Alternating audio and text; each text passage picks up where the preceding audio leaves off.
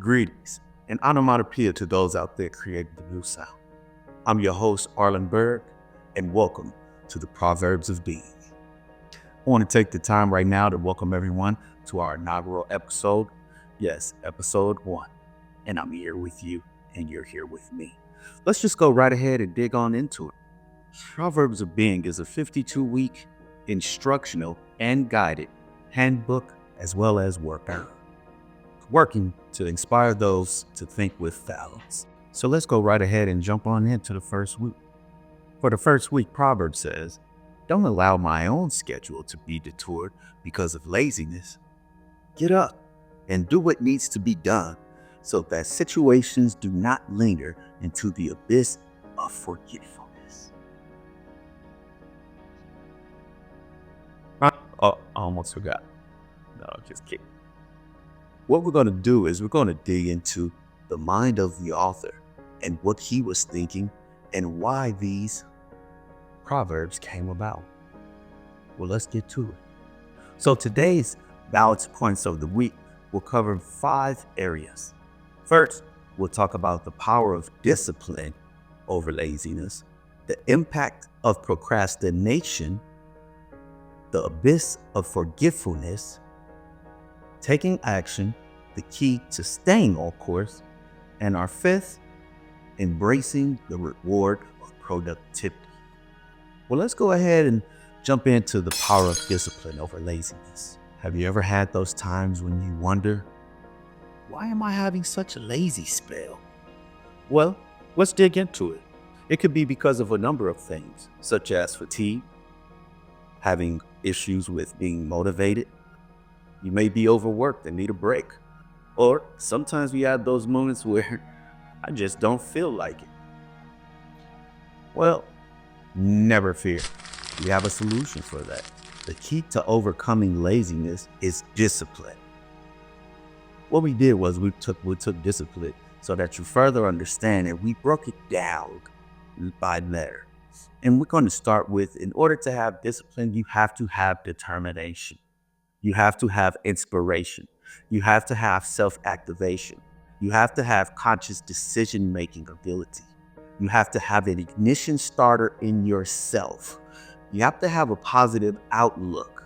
You have to have limits. You have to know your limit for when to reach completion and when to say things are completed. You also have to have a limit that turns off the laziness factor or the forgetfulness factor. We have to have instruction about ourselves. When we don't have outside influence or outside instruction, that is when we need to take it on ourselves so that we can ensure that we are getting what needs to be done completed. We also have to have a nurturing sense about ourselves.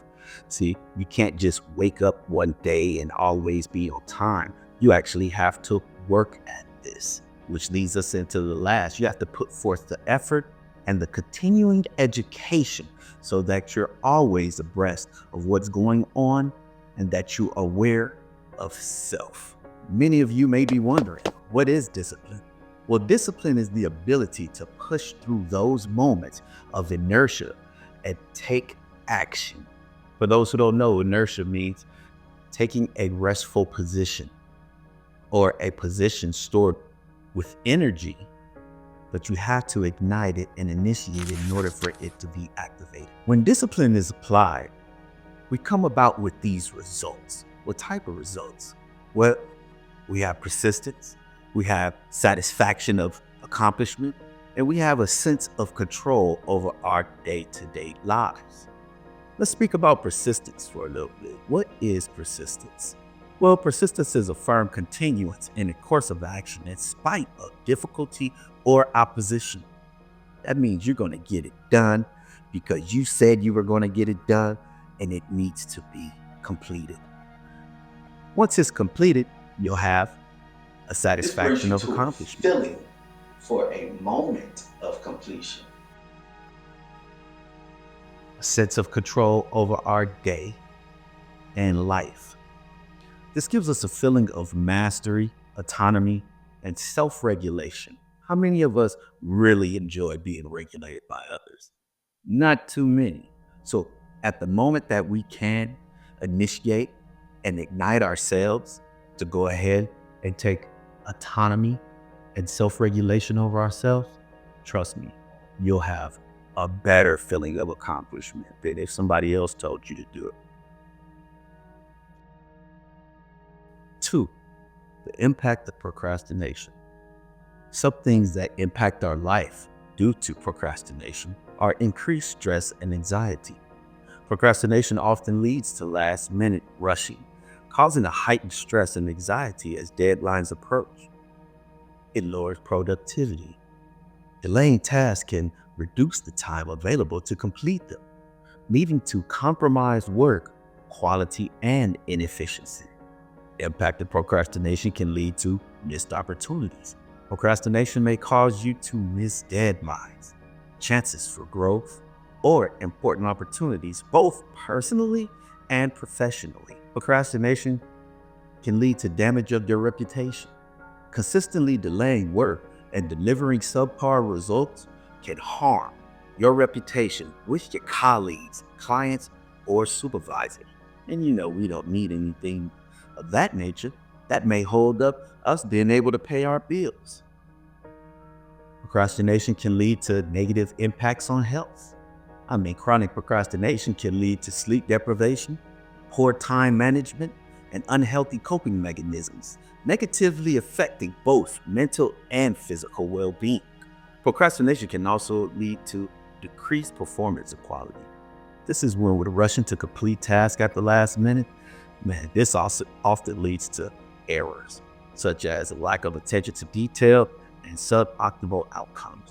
3, forgetting and losing things, not remembering, and letting things drift off into the abyss of forgetfulness. Here are some factors that affect our lives should we tend to let things flow into the abyss of forgetfulness. Miss financial obligations, forgetting to pay bills, renew subscriptions, or not meeting financial commitments. This can lead to penalties or service interruption. Health risk, forgetting to take medication, attend appointments, or follow health advice can negatively impact physical well-being. Lowered self-esteem. Frequent forgetfulness can lead to embarrassment, self-doubt, and feeling of incompetence. Increased stress and anxiety. The constant worry about forgetting something important can lead to heightened stress and a feeling of being overwhelmed. Reduced academic or job performance. Forgetting key information or tasks can lead to mistakes, missed deadlines, or poor results in studies or work. It can damage the reputation. This seems to be a recurring item that can happen. Should we become lazy and let things fall into the abyss of forgetfulness? We're talking about chronic forgetfulness can make others perceive you as unreliable, careless, or unorganized. And that's not what we want. We're here to become more balanced so that we do have better organization, so that we do become that person that is trustworthy. 4, taking action. The key to staying on course. We have simple solutions here. Number 1, act now. Waiting is not an option. Or try the 2-minute rule. If a task will take only 2 minutes or less, do it immediately in order to prevent small things from accumulating into bigger burdensome tasks. Number 5, embracing the reward of productivity. We must embrace the reward of productivity when we do not fall to our lazy mind or let things fall into the abyss of forgetfulness. This will bring about improved work-life balance. See, being productive allows you to manage your professional and personal commitments more effectively. Having an enhanced focus and clarity about your situations. A productive mindset encourages prioritization, helping you stay focused on what truly matters. Better financial outcomes. Productivity often leads to higher output, which can result in career advancement, increased earnings, and in business growth, boosted confidence and self-esteem. See, successfully managing tasks and achieving goals strengthen our belief in our abilities. Skill development. Productivity often involves learning new tools, techniques, or strategies which help you grow personally and professionally. Also, a positive reputation is built through this. Being reliable and efficient earns the respect of colleagues, clients, and friends, opening new opportunities. Simply in conclusion, don't let laziness steer your schedule off course. Take the small steps necessary today so that nothing is left to linger in the abyss of forgetfulness. Remember, the sooner you act, the more peace of mind you'll have. Knowing that you are in control of your time, your goals, and your future allows us to be productive and think successfully towards balanced actions. At this moment, we're going to take time to hear from a congregation and how the proverb resonated in their life. What were they thinking? Or maybe they have a story. Let's tune in. Good morning, everybody. I'm Supreme, also known as Emilius, also known as Phil for Real. And we're going to start with the Proverb 1 today. And that is, don't allow my schedule to be deterred because of laziness. Get up and do what needs to be done so that the situation does not linger into the abyss of forgetfulness. Now, guys, it's pretty much how it sounds. Now, my perception of it is, even when you do not really feel like doing it, and most of the time we don't. Sometimes you may need that little push. You got to break up out of that to get to exactly where you need to be. And for instance, if you need a situation where you are just stuck in the art of procrastination, because we tend to do that when we let these things alter our schedule and, get in there and distract us from the main objective. So my advice is stay focused, possibly find a partner or someone who can push you toward that dream. But yeah, man, don't let your schedule get deterred because of laziness. Get up, get it done, get in your bag. This is how you accomplish the things you need. So we are here today to talk about procrastination and laziness. I'm looking at the Proverbs of Being by Lynn Burg, and we are starting off with week 1. Week 1's proverb says, don't allow my own schedule to be detoured because of laziness. Get up and do what needs to be done so that situations do not linger into the abyss of forgetfulness. What does that mean for me? Okay, for example, working out. We just got home off of a run, and every ounce of my being did not want to run. I wanted to come home, eat my food, cuddle up in my robe, and watch TV. But in reality, it only takes less than 30 minutes to get my jog in. It's not a big deal. It's not that much time out of a 24-hour day. So what did I do? I got it done. And I actually feel a lot better when I do decide to lay down and eat that whole piece of cake or watch TV, binge watch my favorite episode. I won't feel guilty because I actually got up and did the work that I didn't want to do, but I know I needed to do it. Procrastination, laziness, domino effects of it all. Yeah, so all of just drop some words on y'all. And straight up, funny thing is, this shit happened to me yesterday. Procrastination.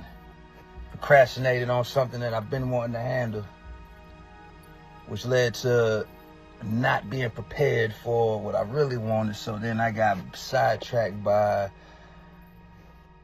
I guess you would call it an offshoot of that procrastination. It said, oh, I see some time there. Let me go ahead. Idle time is what they call it, idle things. And then you wake up the next morning and realize, God damn, so I ain't get nothing done that I was trying to because, so it's very real. And,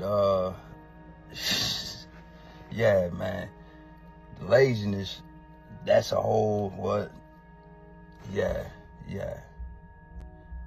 Don't be lazy. Stop procrastinating and get busy. I'm reading the words from Arlen. That's exactly what it's telling me. And it's giving me a full breakdown on said topic. Why not? Why you shouldn't? And after reading it and going through it almost simultaneously, yeah, it's a good read. You might want to check that out. You smell me? So look, if you are anything like me, you lose focus all the time, right? But the trick is, how well can you refocus, right? I'm a trader. I like to trade stocks and options.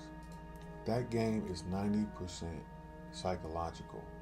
If you do not have a strong sense of self-discipline, if you can't overcome procrastination, if you can't overcome forgetfulness, you will fail at that game, right? Trading isn't unique that way. This goes for life. Take a look at the book. Check out the book. Pick it up. It covers these topics in depth. Not only does it cover the topics in depth, it also gives you a workbook to work through this on a day-to-day basis, week-to-week basis, right? The more you know about yourself, the better you can be at yourself. Take a look at the book.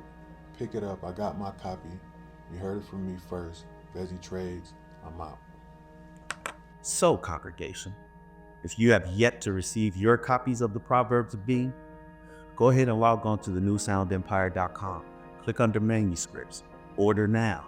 And while you're there, become a member.